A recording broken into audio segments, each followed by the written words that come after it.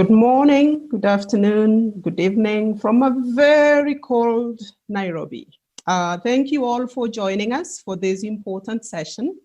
I am glad you could join us. My name is Dr. Jemima Njuki, and I work for Canada's International Development Research Center, and I'll be your moderator for the next 1 hour.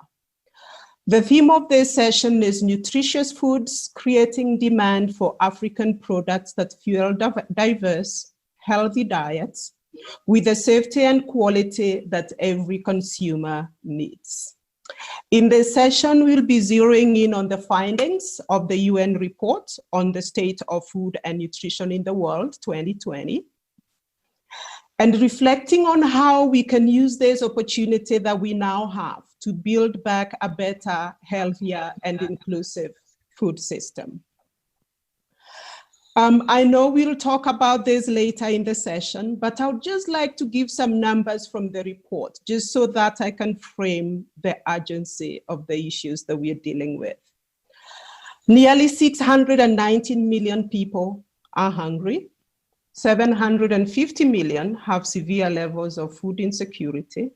2 billion people in the world do not have regular access to safe, nutritious, and sufficient food. And more than 3 billion people in the world cannot afford healthy diets. So this is the time to be talking about this.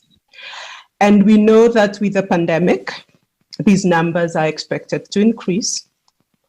An additional 132 million people will be undernourished in this year alone.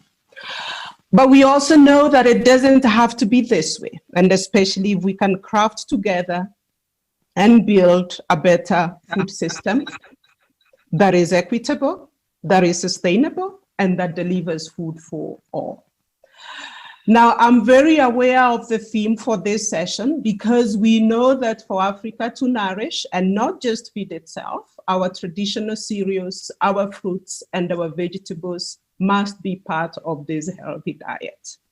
I joined the conversation earlier with chefs, and it was so exciting to hear them talk about our indigenous nutrient-dense foods and why we must center them in this food systems conversation. And of course, I cannot forget to mention that we must also recognize and support the millions of smallholder farmers who are the backbone of our nutrition, and the women who play such a critical role in our food systems. Welcome to this conversation. I encourage all of you to participate through the Q&A, and later in the session, I'll bring some of your perspectives into the conversation. I would especially like to ask yourselves and to know the answers on the Q&A. What are the key actions that are needed to build back a food system that nourishes Africa and that leaves no one behind, especially women and children? I would like at this point to remind you that the session is being recorded, and your participation means that you have given consent to be recorded. Without much further ado, as we say, I would like us to hear from the horse's mouth. We will hear straight from Dr. Chu Dongi of FAO, who were one of the authors of the SOFI. Dr. Chu Dongi is the Director General of the Food and Agriculture Organization of the United Nations, FAO. Before joining FAO, Dr.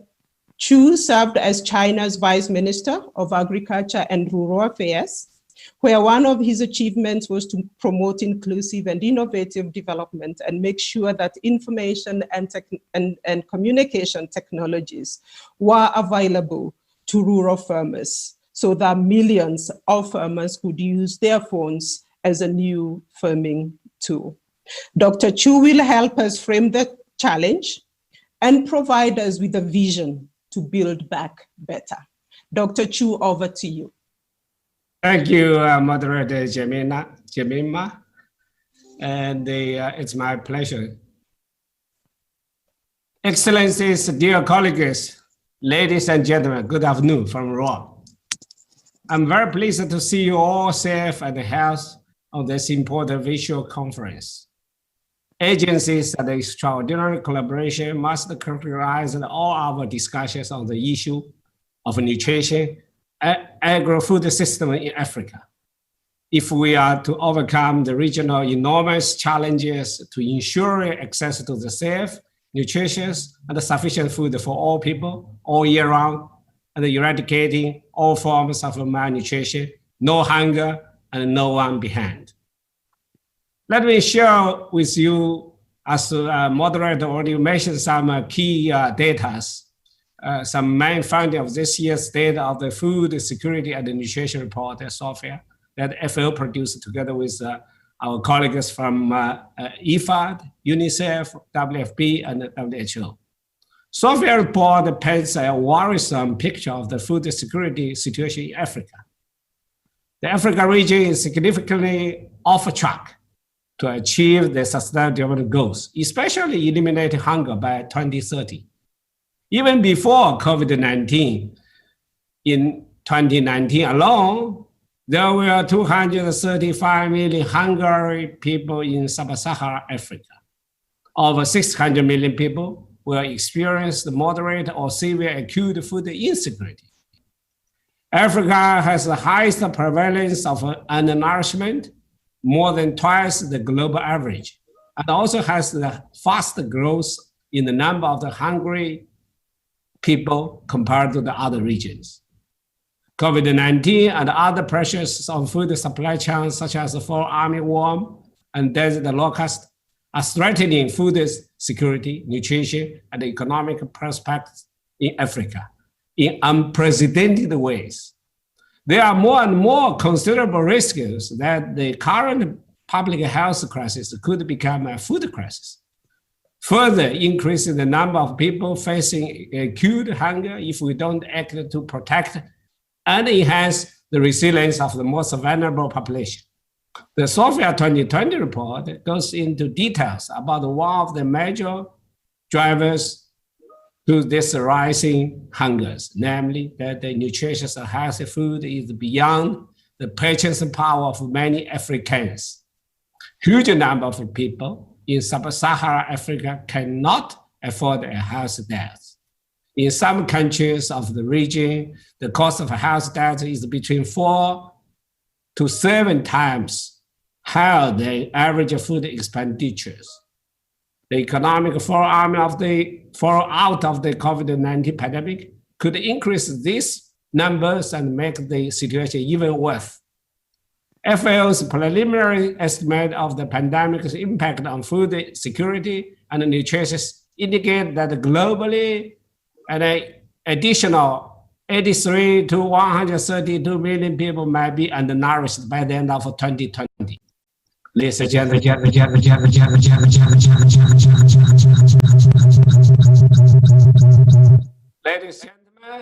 to overcome these enormous challenges, we must work together in new ways. It is unacceptable that at the time when the world produces enough food to feed everyone, however, about 1 billion people in Africa cannot even afford the cheapest healthy diets. Agro-food system must be transformed to not only feed the growing population, but also provide healthy, affordable diets to everyone in a way that is economically profitable and environmentally sustainable. Such a transformation trajectory must be driving increased productivity by application of new technologies and enabling policies for the cost of nutritious food to be affordable. We must address the facts that are driving up the cost of nutritious food throughout the food supply chain, within the food environment, and the policies that shape innovation, trade, public expenditures, and consumer patterns, and also investments. There are no one-size-fits-all solutions, but the countries need a more nutritious-sensitive investment. And I'm happy to see the colleagues from World Bank, Africa Development Bank, and other international emergency investment institutions are joining us. The policy actions are all along the food supply chain to lower the cost of nutritious food and reduce the food losses. Mechanism to improve the incomes and create a decent employment and nutrition-sensitive social protection programs will be critical to increase affordability of and access to healthy diets by vulnerable populations, including the rural poor. And an enabling policy environment that fosters individuals' social behaviors towards healthy diets is critical. We also need to refocus research and development, R&D efforts on fruit and vegetables, increase productivity, affordability, marketing channels with cold chain, and reduce loss and waste, aiming at reasonable low prices. In particularly, we needed to tap into the potential of traditional African leaf green vegetables and also a lot of indigenous foods, which are promising in terms of micronutrient content, but which are urgently need research.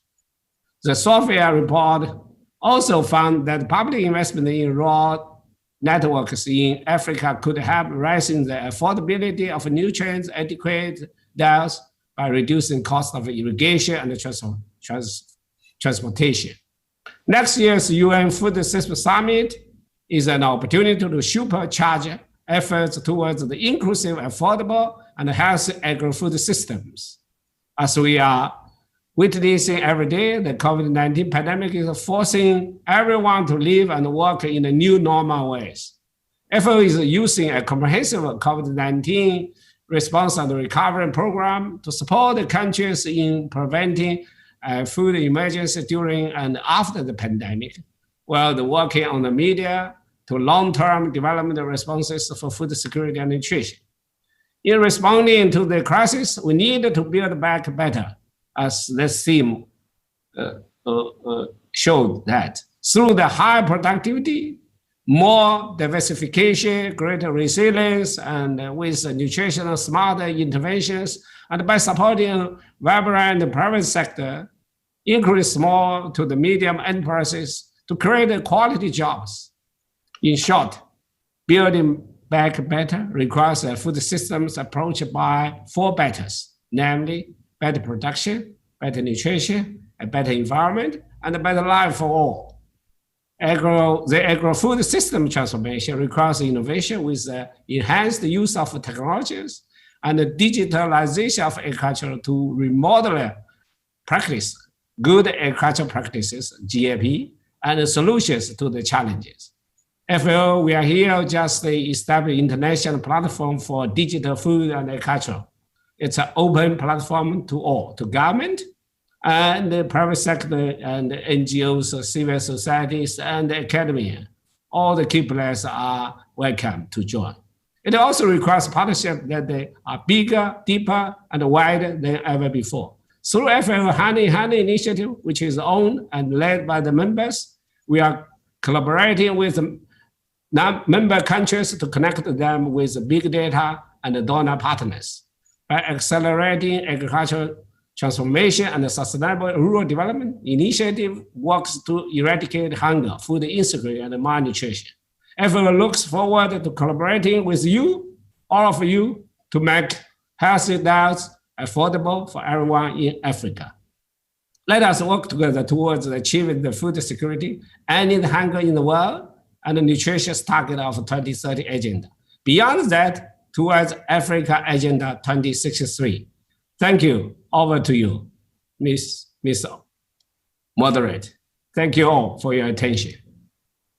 Thank you so much, Dr. Chu, for that framing, for reminding us that we need food systems that are resilient, that this pandemic could turn into a food crisis, but the fact that it could also be an opportunity to bring the urgency that we need in changing our food systems. You've also reminded us that people don't have to be hungry. One hungry person is one too many. One hungry African is one too many. And we need to address the cost of food, of healthy food as well. and go back to increasing the productivity of our fruits, of our vegetables, so that they are accessible, so that they are affordable. Thank you so much for that framing. I would now like to turn to our first panelist, Mr. Roger Vores of the Bill and Melinda Gates Foundation. Roger Vores is president of the Bill and Melinda Gates Foundation's Global Growth and Opportunity Division, where he leads the foundation's efforts to alleviate hunger and poverty for millions of farming families in sub-Saharan Africa and South Asia.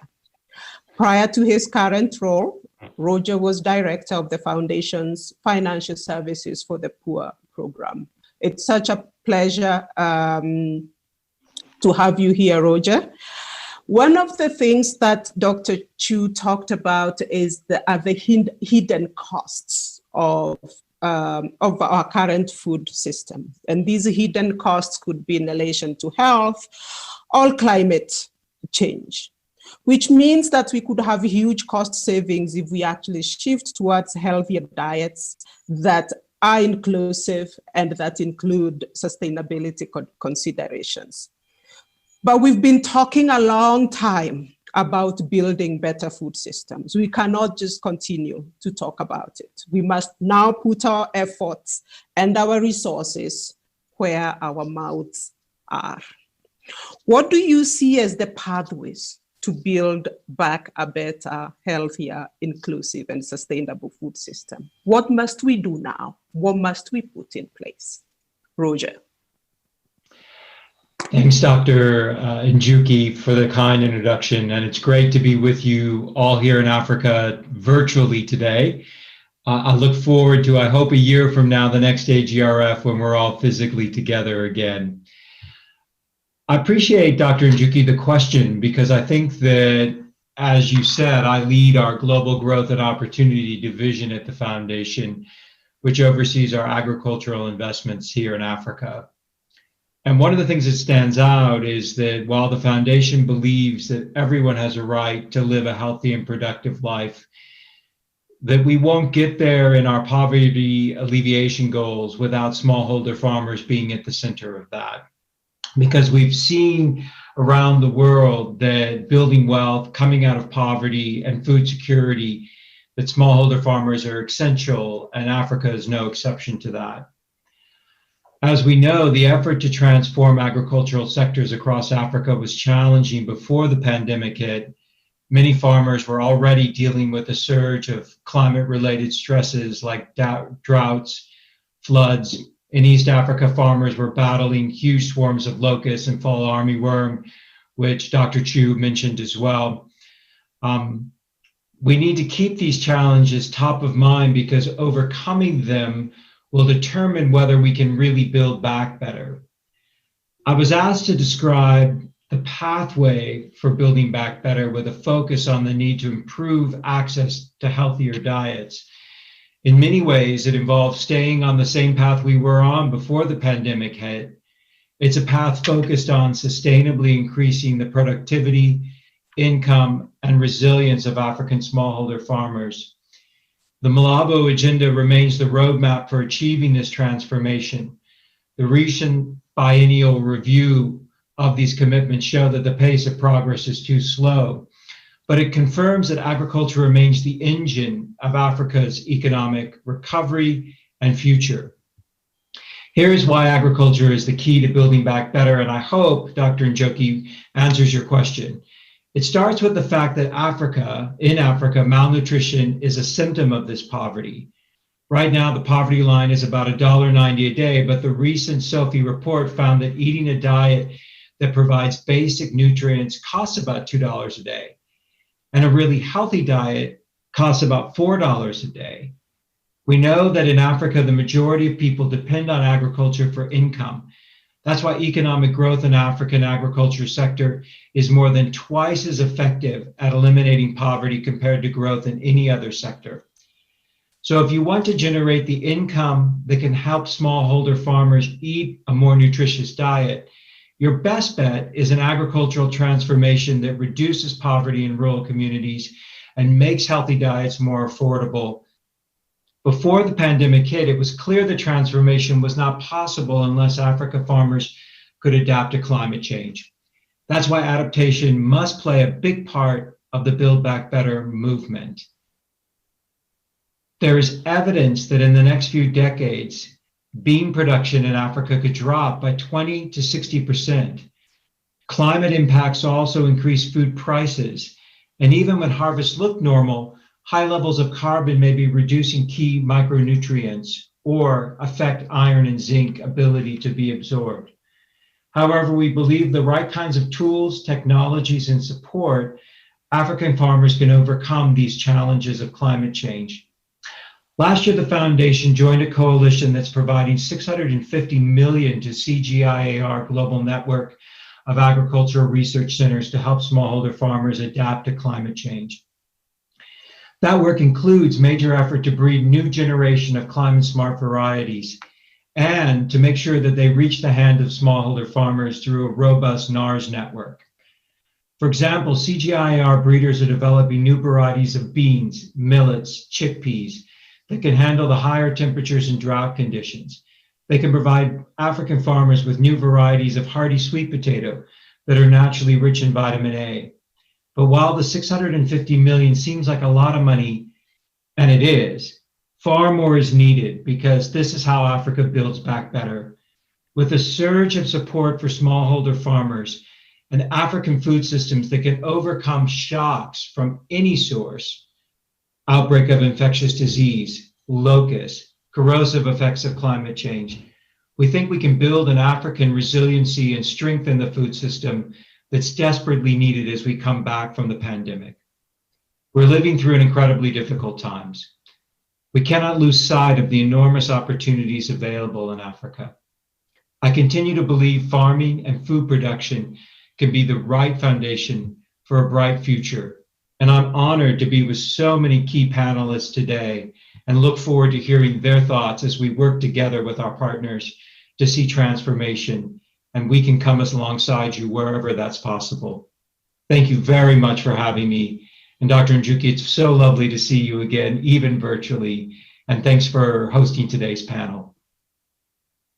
Thank you so much, Roger. It's a pleasure. And thank you so much for reminding us about investments in smallholder farmers, that we cannot talk about eradicating malnutrition without talking about poverty and ensuring that we are addressing poverty, especially in rural areas. Thank you for reminding us about this interconnection between productivity, nutrition, and climate change, and the need to make serious investments in climate adaptation.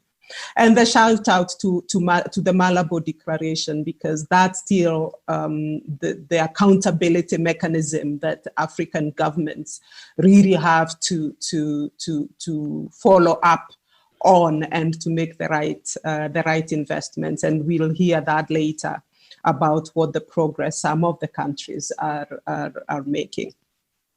I would now like to invite our next speaker and introduce him, Dr. Simeon Ehui of the World Bank. Simeon is the Regional Director for Sustainable Development for Africa at the World Bank. He has held senior positions at the bank as Director of the Food and Agriculture Global Practice, as well as Manager of the Food and Agriculture Global Practice for Africa and South Asia. Simeon, one of the things that Roger mentioned and that Dr. Chu mentioned as well is the cost of healthy diets. So the report says 57% or more of the population cannot afford a healthy diet throughout sub-Saharan Africa. And that's huge because that's more than 600 million people. And we've also heard that the cost of a healthy diet, the report says, is $4, far exceeds the international poverty line. And it also exceeds the average food expenditures in most countries in the global south. So obviously the conversation about financing this agenda must happen. It's critical. How are we going to resource this healthy food systems agenda? Simeon. Yeah, thank you very much, Dr. Njuku, and a good afternoon and good morning, colleagues and friends. And let me take this opportunity to also salute Dr. Q, DG of FAO, and also my fellow panel members, starting with the Minister Geraldine Mukashima. And I would like to be in Kigali this moment. Just a year ago, we were there for the African Food Security Leadership Dialogue discussing the same topic.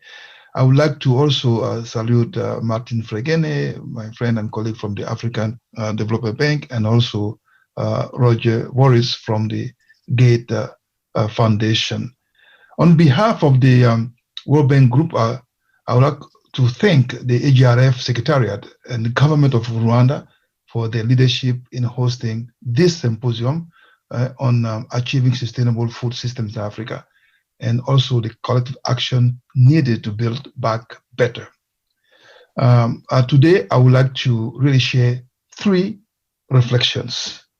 Reflection 1 is about building a nutrition food system to build back our economies. Reflection 2, building a food system that further enhances rural and urban linkages. And reflection 3, responding to your question, how do we repurpose public support financing to the agri-food sector for nutritious food production? Let me start with the first reflection about building a nutritious food system that is central to building back our economies sustainably. So why that? You have given some numbers. Malnutrition and overweight and obesity are really taking an increasing toll on people's health and have high costs for countries' economies. Today, approximately 700 million people, of which 250 million live in Africa, are hungry, and 2 billion are overweight and obese. In Africa, especially in sub-Saharan Africa, about 1/3 of all children under 5 are stunted. Our studies at the World Bank estimate that the child stunting in Africa, in SSA, current workforce, reduces country's GDP per capita by 9% on average. What this means is that there are significant economic gains from investing in nutrition. Ensuring rapidly emerging and rapidly in the developing world, including across Africa, is the rise in diet. That's related to non-communicable diseases. According to the EAT Lancet Commission report, such diseases cause approximately 1 in 5 adult deaths, which erode human capital gain and come with high cost to the healthcare system. The estimated annual global economic cost associated with the 2 billion people who are under and malnourished, and 2 billion people who are actually overweight and obese amount to over 4 trillion. Just to give some examples from our study in the World Bank, in China, for example, in 2009, the estimated healthcare cost associated with malnutrition amounted to 2.3% of China's annual national health care expenditure. In Brazil, obesity-related health care costs are expected to double from $5.8 billion to $10 billion by 2050. My second reflection is that given rapid urbanization trends and changing diet across the developing world, it will also be very important to build back a food system that further enhance rural and urban linkages, as well as provide incentives and infrastructure to supply high nutritious, perishable, food. The current challenge is the gap between the food that the world should be consuming and what the world is producing. It has been mentioned before, nutritious food such as vegetables, fruit, nuts are unaffordable for many in Africa. Rural producers are often poorly linked with urban markets, so lack of knowledge of rapidly changing urban and urban-based consumer diet and limited skills to meet increasing demand for high-quality, safe, and nutritious food will require new models to enable smallholders to connect with the consumer base.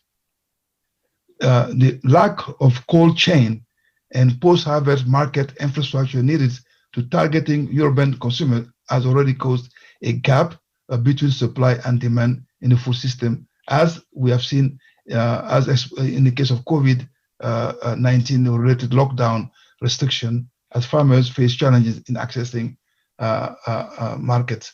However, on a positive note, those disruptions in the food chain have given rise to sourcing from a more diverse supplier base, which is an opportunity to build closer relationship between agribusinesses and smallholders and their capacity to produce and deliver at high quality scale. There are also opportunities for urban agriculture to produce food and create supply chains in urban areas. This will not just support nutrition, but also make the urban food system more resilient. My third reflection is that we need to repurpose the public support to agri-food sector to provide incentive for nutritious food production. Government have for half of a century prioritized staple crops with high carbohydrate and starchy content over high nutritious food production in subsidy programs. This has distorted the incentives for farmers to produce nutritious food. So the real question is, how should countries mobilize resources for nutrition, given that so many are already under severe resource constraint? The world is already investing heavily in climate smart agriculture, and similar effort should also be made to address nutritious outcomes. Supporting nutrition smart agriculture, such as fortification, bio fortification, will be important. Roger mentioned that earlier. There are significant opportunities to realign public support to deliver public goods outcomes that make both the people and the planet healthier. According to the OECD, 51 countries are spending about $570 billion in agricultural subsidies each year, which incentivize farmers to produce food that is not necessarily contributing to the nutrition diet. The World Bank strongly support nutritious sensitive agriculture to our agriculture and food food portfolio across the globe. So more recently, we have elevated our engagement in nutrition agenda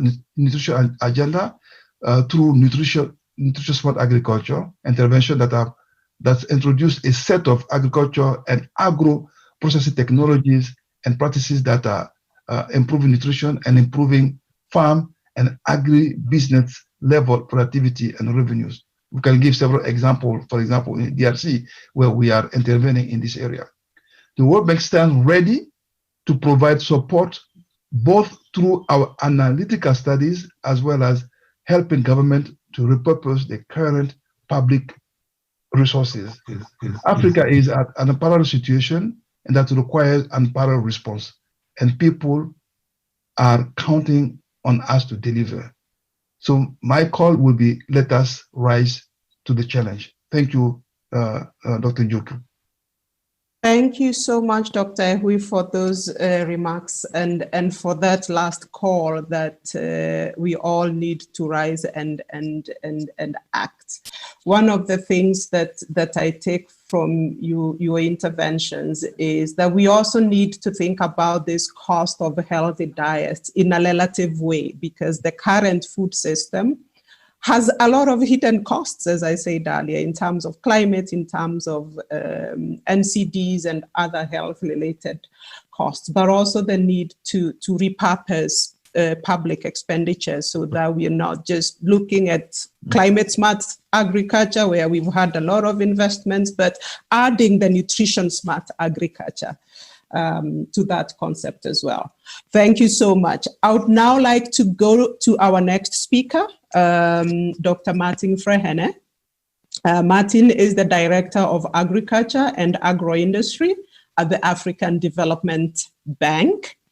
And Martin, I would like us to continue with that thread of financing. Simeon talked about, financing for infrastructure, for post-harvest management. And I know the bank works very closely with African governments. How are you supporting governments do what Simeon was alluding to, repurposing public expenditure, investing in nutrition? What are some of the key issues and successes you're seeing there? Welcome, Martin.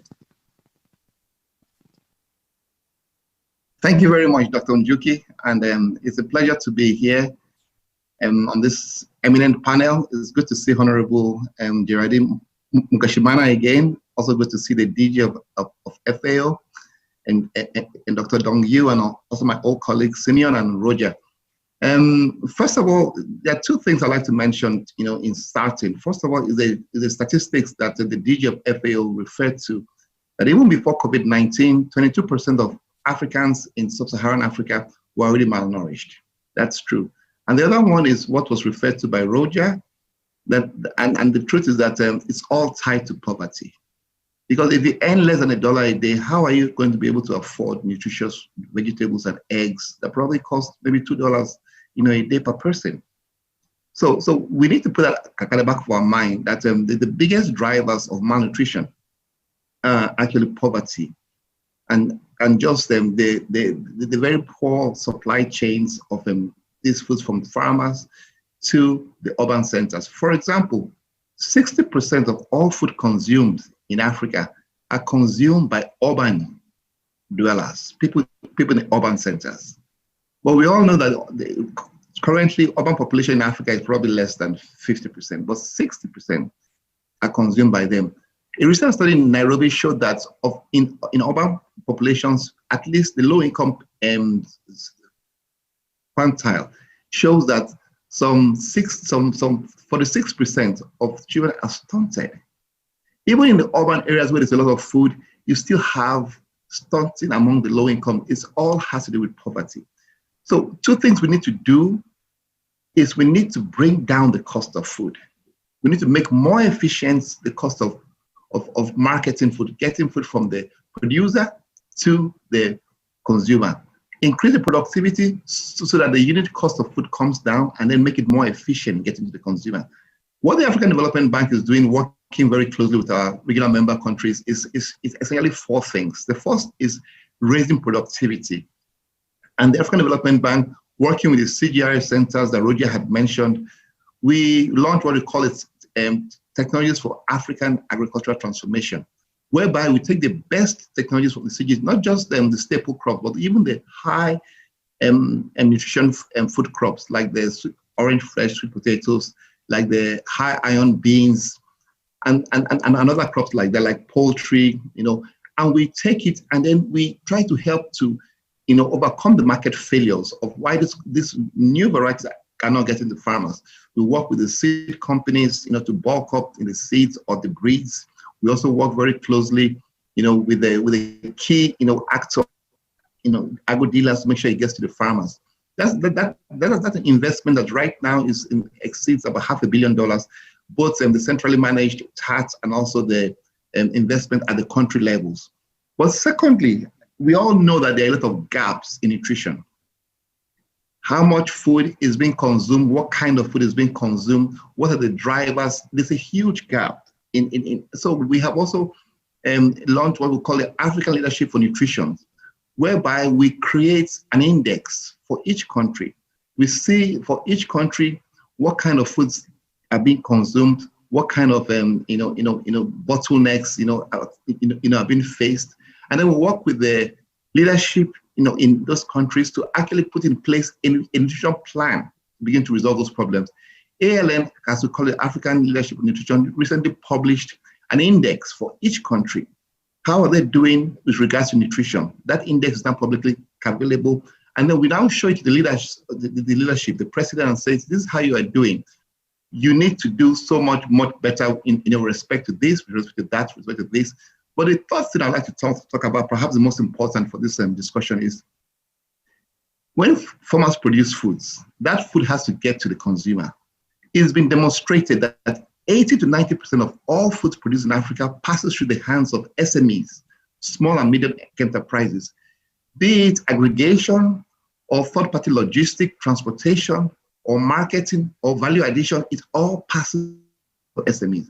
But we know the SMEs face a lot of challenges. They are investing their own money, and these are entrepreneurial people, doing their best with little help, but they face a lot of challenges. We call them the hidden middle because almost nobody recognizes them. So one thing the bank is doing is we're investing now in what we call wholesale markets to provide an avenue for the SMEs to efficiently bring their products to market. But of course, we must not forget also rural infrastructure like roads that leads to the farms themselves. We're also working with EFID and working with our other development partners to see if we can also invest in that part. But SMEs are very critical. So we're also trying to set up a fund to support SMEs. And this fund will be managed not by us, but by partners we work with. And it's to provide low interest rate, low access, low cost of money to SMEs, as they try to do their business, but also the policy environment. Many times governments ignore SMEs. They feel that they're too small, but they're key actors. So we're trying to help work with government to see how to remove some of the policy bottlenecks that some of these SMEs face. And fourth of all is what my colleague Sino had referred to, resilience. You can have all these things beautiful, the best varieties in the hands of farmers. You can have the efficient marketing, you can have everything. But when there is no rain, or when there is a flood, or when something happens, then you're back to square one. There's just not enough food being produced. So the bank has been investing in areas that are really prone to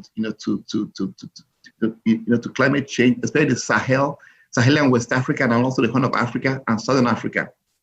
And we have recently launched one very big program in Sahelian, West Africa, trying to provide drought-tolerant, materials to farmers also, and then also looking for better water management, looking for ways to reclaim degraded land.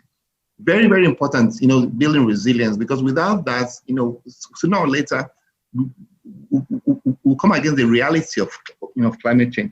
But in conclusion, I think it has to be. It's all about political leadership.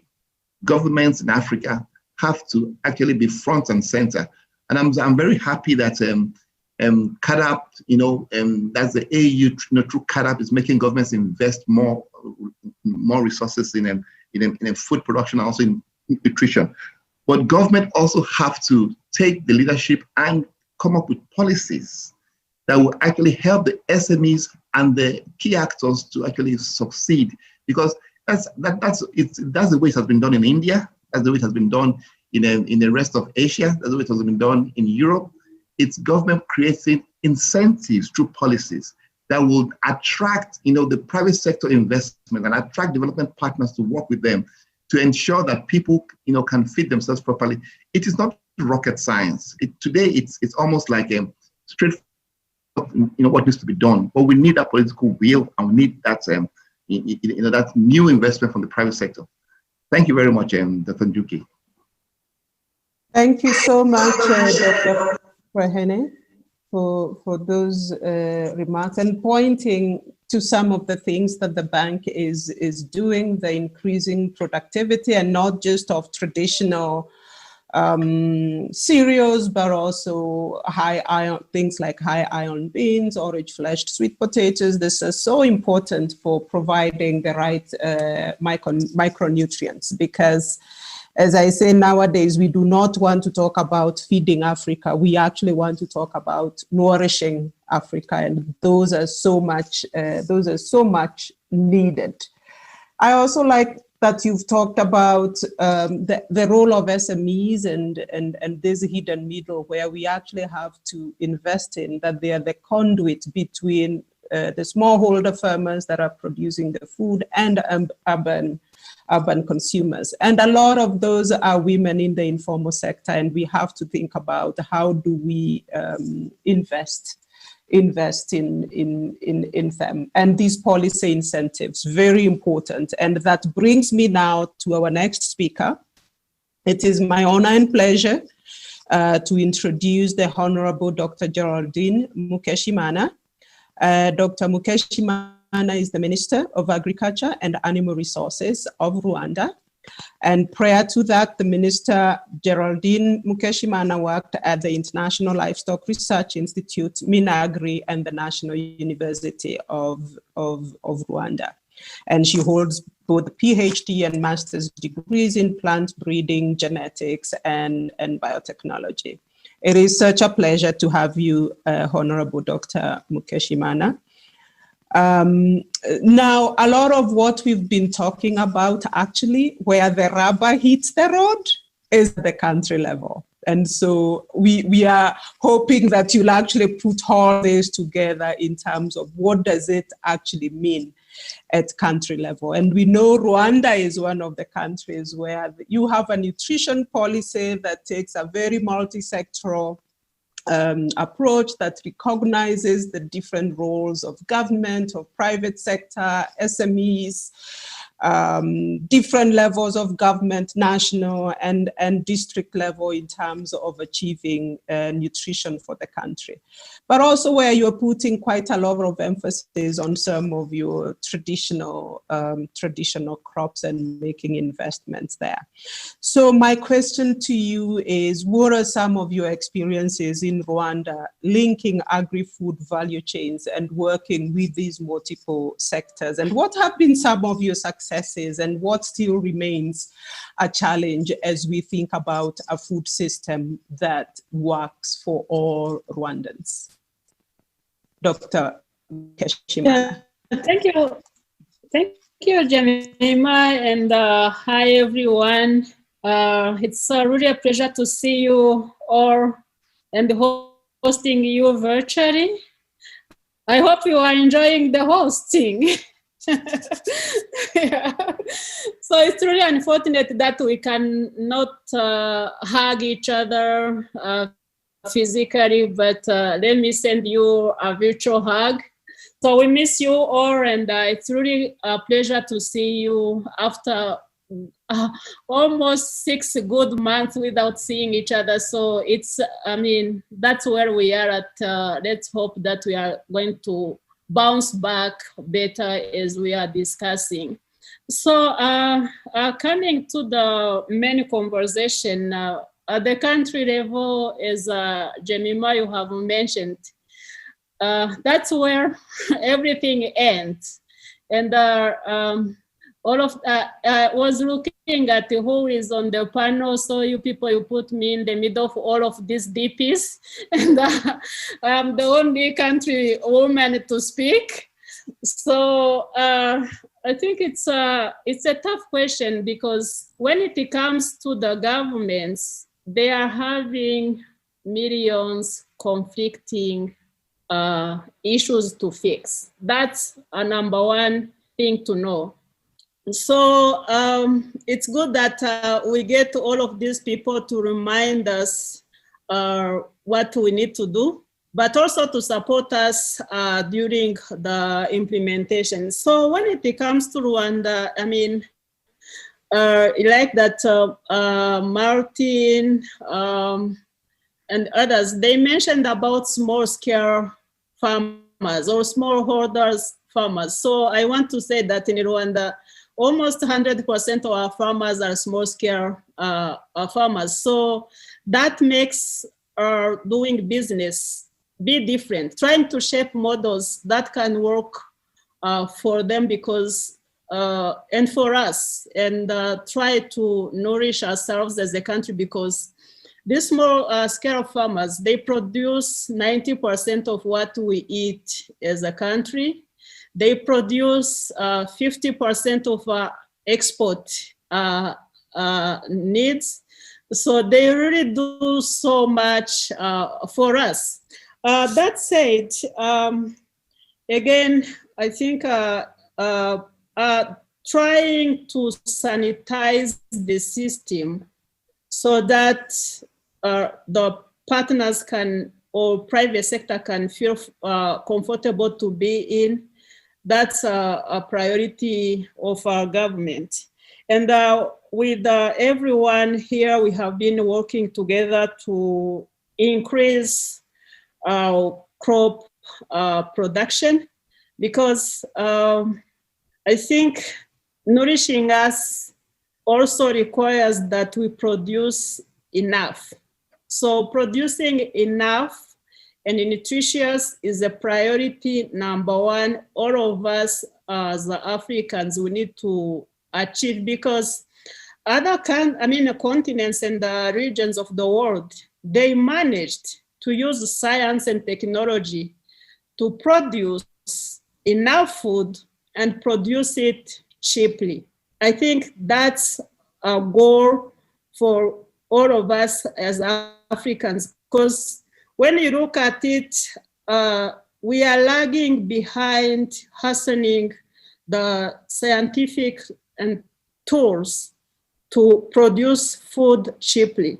The reason I'm saying that is that, I mean, the food can be produced, but if we continue to produce as much as we produce, we need to remember that our purchasing power as a citizens is limited. So still, we wouldn't be able to nourish ourselves, because our people, though the food is there, they won't be able to afford and access it. So that's something else that we really need to do. And as we have observed in this COVID pandemic, even the cities that we are saying that they can buy our food, if the cities are loaded with informal jobs, it becomes actually more a burden to the governments. So it's really instrumental that the African governments, we keep creating quality jobs. And these quality jobs, when you think of agriculture, they come from agro-processing. So increasing the skill, increasing the know-how on how to do things efficiently. Again, the production cost doesn't come only to the farm, it can be also at the factory level. So the knowledge and the skills is very, very critical. And also look at how these people, they can also add value to what we do, optimizing the nutrition status of what we do. So I think those are the big things that I want to mention. But at Rwanda, I think I have mentioned that we have been working with everyone to increase the food production, supporting farmers to having access to inputs. We have been doing quite a good amount of work to get into the community the nutritious foods. But again, as I said, the purchasing power is another factor. But we have gotten to making sure that we are having enough cattle into the communities so that they can be able to produce at least milk for their children. We've been working at increasing irrigation. I think Simeon knows how much the sites of LWH are being used to produce at least vegetables. So I think we are optimizing, making sure that at least they are used for nutritious foods. So getting irrigation to our communities in the middle of the climate change, it's been a priority of this government. And also we have ventured into other like a small level to the lowest level, like getting to the point of distributing small livestock to the needy families, what we call kitchen gardens to the needy families. 1 cup of milk to the children who are coming from the families that can not afford to buy milk. So we provide it at the age 3 to 9 in schools. And of recent, we introduced the early childhood centers. These are centers that children can be, like in a village, can be put together so that we know that at least they have eaten well per day, though they are very young.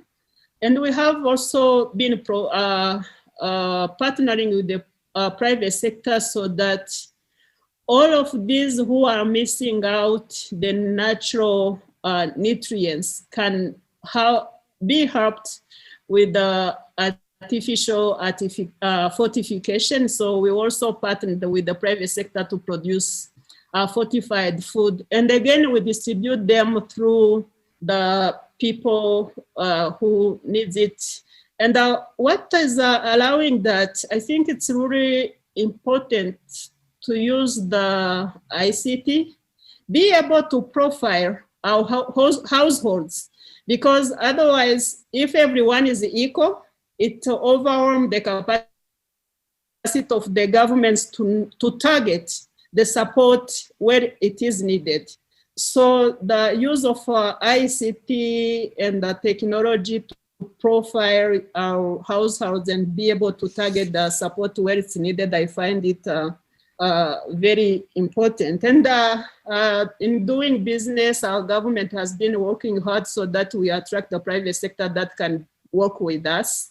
Again, on the SMEs, when you go to Africa, you find the role for SMEs. It's a challenge because at least in this period, SMEs that are working in agri-food system, they suffer the most because you find them to be informal. So when the lockdown is hitting, I mean, these people, they don't have the capacity to have a lot of money. The transport become a problem. No one is buying the fruits or vegetables. So it's really, I like the idea of looking specifically on SMEs and how to support. What we did as a government, we have drafted what we call the recovery plan for the recovery from the COVID. And you have what we call the recovery fund. I think the World Bank and the ADB are familiar with this. So in the recovery fund, we have divided the money into different categories, like the large companies that have been hit, the SMEs that have been hit, and the micro SMEs. So the SMEs themselves, they are not at the same level. So we went into looking the size and the smallest. Also, we have a package for everyone. So what we are doing, we have already put initial 200 million for these companies and the SMEs to access, and we are mobilizing more so that the envelope can be able to cater for more people.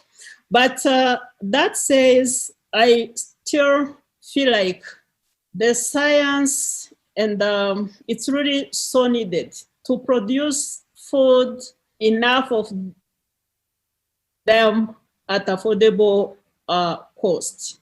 So increasing the productivity, investment in R&D, it's very critical. You get to the point even when the technologies are there, but they won't be able to reach the citizens if the extension system is not functioning. And also investment in infrastructure, including post-harvest facilities to guarantee the quality of what is produced and avoid the post-harvest losses, but also the roads and electricity, because some of these SMEs, you find them suffering even on the cost, from the cost of electricity by that, and it increases the production cost to the point, again, our people cannot afford it. And thank you so, I think with us, we are unfortunately running out of time, but thank you so much for highlighting. That's okay. I was almost done. I was done, so it's okay. All right, Honorable Minister. There is so much to talk about, and thank you so much for highlighting not just what Rwanda is doing in terms of increasing productivity, but also some of these intersectoral connections, because sometimes we forget that better nutrition is not just dependent on the production of food, but it's also the distribution systems, the infrastructure, the people having decent jobs, so that they can actually be able to support the process.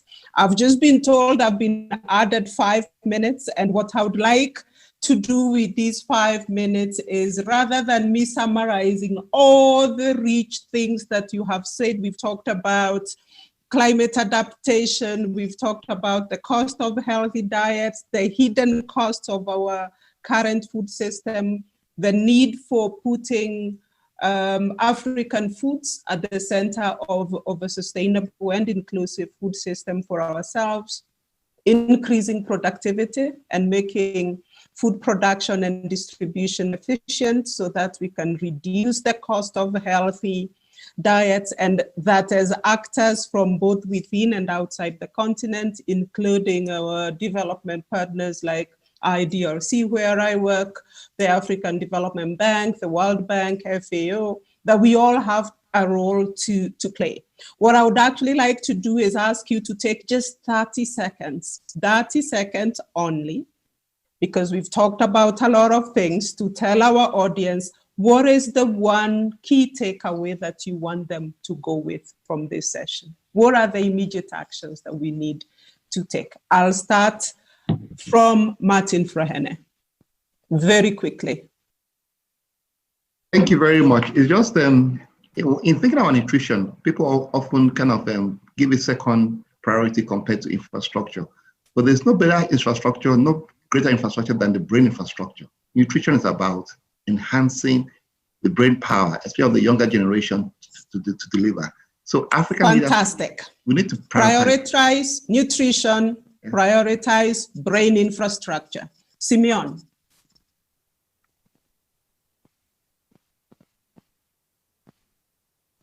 Repurpose public resources expenditure with a focus on nutrition smart agriculture.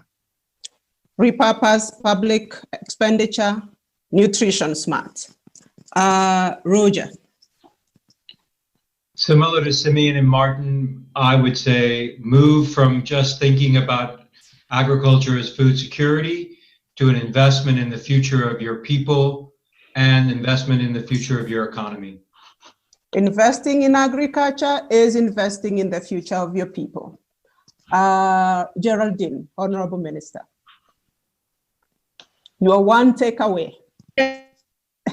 Invest in our scientific capacity to produce food to the level where the rest of the world has been able to produce.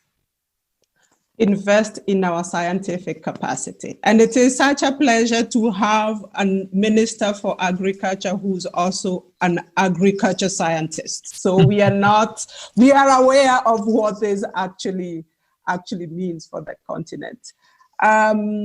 Dr. Chu. Yes, and takeaway. I think very important for Africa, for also other developing nations. If we want to transform agri-food system in a way to the nutritional supply and the sustainable way, we need the enabling policy, proper investment, innovation, and the training the talents work in the field, not only farmers and the research. That's all. And we need a more inclusive approach. Many takeaways: policy, innovation, training, investment, the works.